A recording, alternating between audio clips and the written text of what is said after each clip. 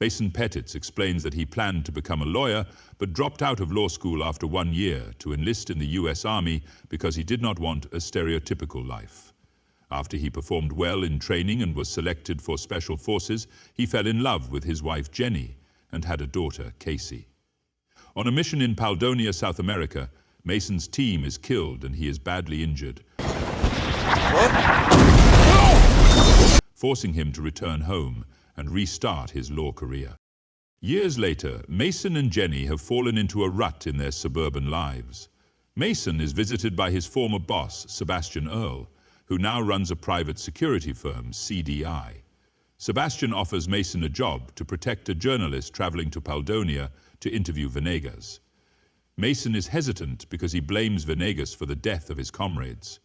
Still, Sebastian convinces him to accept by offering a $20,000 payment. Mason does research on Claire Wellington, an award-winning journalist who was disgraced after a fact-checking scandal. Jenny and Mason fight, and Mason agrees to move out of the house. Jenny is angry to learn Mason is going on the mission and risking his life, but he still decides to leave. Mason meets Claire, and they fly to Paldonia.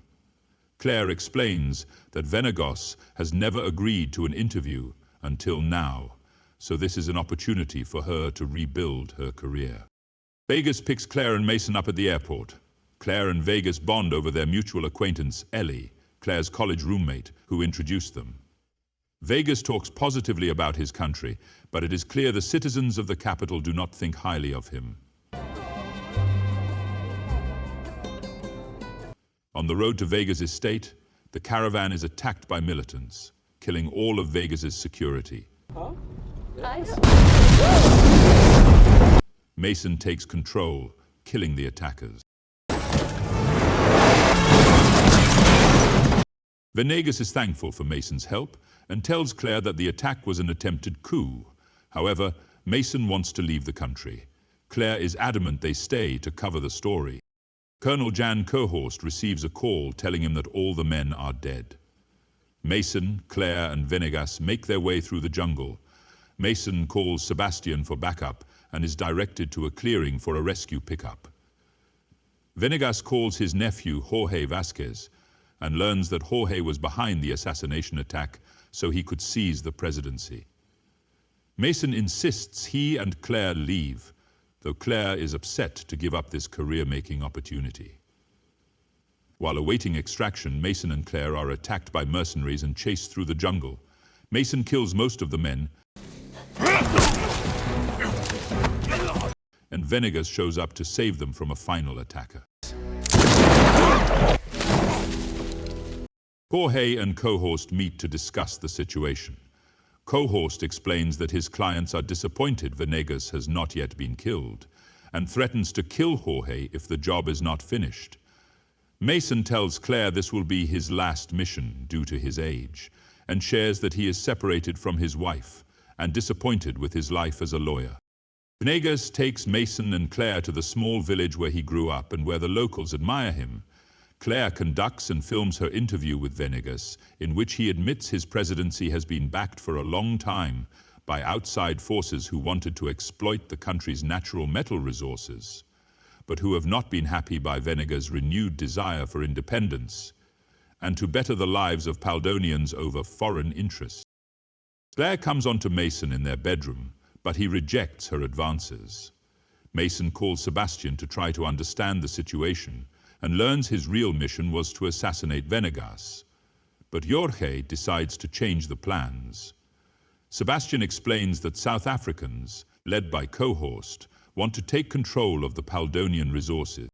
Cohorst and his men arrive at the village, forcing Mason, Claire, and Venegas to escape on horseback. During a chase, Mason and Venegas get away while Claire is captured. Venegas tells Mason he knew about Jorge's plan to assassinate him, as well as Mason's army mission years earlier, that it was friendly fire from competing contractors that killed Mason's men, not Venegas's men. Venegas reveals to Mason that he is friends with the opposition party's leader and pays the rebels as a form of propaganda to increase nationalism. Sebastian helps Mason broker a trade with the South Africans for Claire's return. Before Venegas can be taken, a crowd of angry Paldonians show up and attack the mercenaries. Venegas, Mason, and Claire sneak into the palace, with Claire live streaming from her phone. Venegas and Jorge reconcile, but General Martinez arrives and shoots Venegas. Venegas is unharmed and kills Martinez. But Jorge dies from a stray bullet. The Paldonian military and South African mercenaries arrive. Venegas gives a passionate speech that convinces the military to fight with him, and a firefight ensues. Go for Paldonia! Hey! As Claire films, Mason and Cohorst battle. Cohorst reveals he is the one that killed Mason's men. Claire saves Mason's life by knocking Cohorst unconscious. And Mason fights the remaining mercenaries. Sebastian arrives with a group of backup forces that finally drive the South Africans out. News coverage worldwide reports on the events and Claire's brave footage. Sometime later, Venegas stepped down as president and revealed that Paldonia would have an upcoming free election. There would be a significant investment in the health and education of the Paldonian people. Mason returns home and reconnects with Jenny and Casey. Mason discovers that Venegas has given him $5 million. Yes! Mason decides to spend more time with his family now that he knows his purpose.